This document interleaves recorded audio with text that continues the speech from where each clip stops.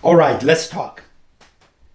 Are you tired of firing off LinkedIn requests into the void, only to be met with deafening silence?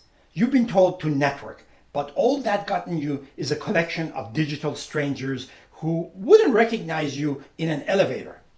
What if I told you there is a way to get top recruiters to not just notice you, but to actually be thrilled to hear from you?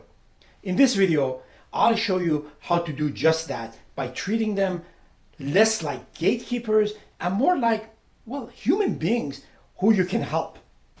Let's be honest, the usual approach is completely broken. Sending out a generic, I'm exploring new opportunities is the digital equivalent of mumbling at a party and hoping someone offers you a job. It's painfully boring. Recruiters are swamped, and your bland request is about as appealing as a soggy, week-old donut. Why? Because you're asking, not offering. The secret, the thing that separates the candidates who get the call from those who get archived, is a simple change in mindset. You've got to stop thinking like a desperate job hunter and start acting like a savvy consultant. The aim isn't just to snag a job, it's to build a real lasting professional relationships. When you manage that, recruiters become your advocates, your champions, and your personal source for the best gigs. So let's break down the 5 steps to get this handled. First things first, you need a complete change of perspective. You're not Oliver Twist holding out an empty ball and begging for more. You are a strategic partner with valuable intel. Recruiters have a tough gig, honestly. They have to find great people fast to keep their clients or bosses happy. Your new mission, should you choose to accept it, is to make their life easier. This means you need to think about what they need. Instead of thinking, what can you do for me? Your new mantra is, how can I be genuinely useful to you? This isn't about being a sock up, it's about creating a two-way street.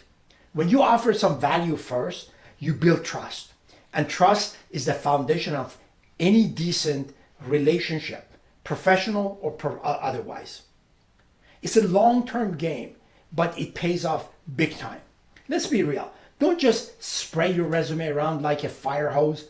Connecting with a recruiter who specializes in floral arrangements when you're a data scientist is a spectacular waste of everyone's time.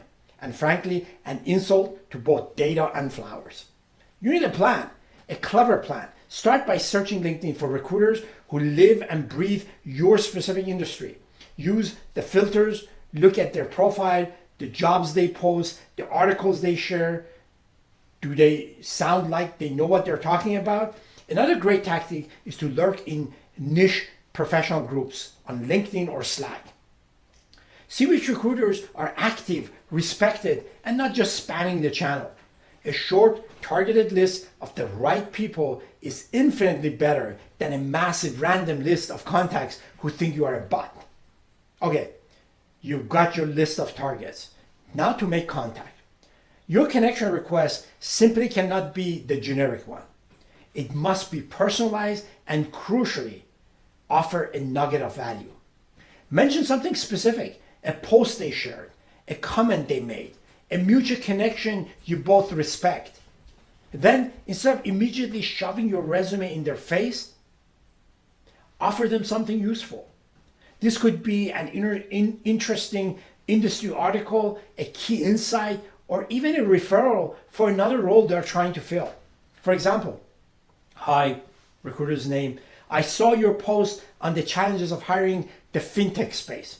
I've been working in that world for a few years and thought this report on payment tech might be right up your alley.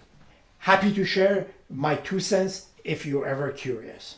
This move instantly frames you as a helpful insider, not just another resume in the pile.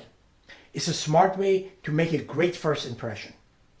By the way, if you're finding these tips helpful, do consider hitting that subscribe button. I'm here every week with more advice to help you on your way. That first connection, that was just the beginning. The real art is in the follow-up. The goal is to stay on their radar without becoming a pest. You don't want to be the human equivalent of a pop-up ad. Just check in every couple of months or so. Not ask for a job, but to continue being useful, share another interesting article, congratulate them on a work anniversary, or leave a thoughtful comment on one of their posts. Keeping the connection warm when you don't need something is absolutely crucial. It proves you are in it for the long-term relationship, not a quick transaction. A simple, friendly message every now and then builds a solid foundation. That way, when the perfect job does pop up, you are the first person they would think of, and you're golden. All right, so you built some rapport and proven you are a valuable contact. Now you can gently steer the conversation towards your own goals. This should feel natural, not like a sudden screeching U-turn. A great way to do this is by asking for their advice, which shows you value their expertise. After you have shared something useful, you could try something like, on another note, I'm starting to think about my next move and was wondering if you had any thoughts on companies doing particularly interesting work in whatever your field is at the moment. This opens the door for them to ask for your resume. Because you have already built a relationship on mutual respect, they'll see you as a top candidate and will actually want to champion you.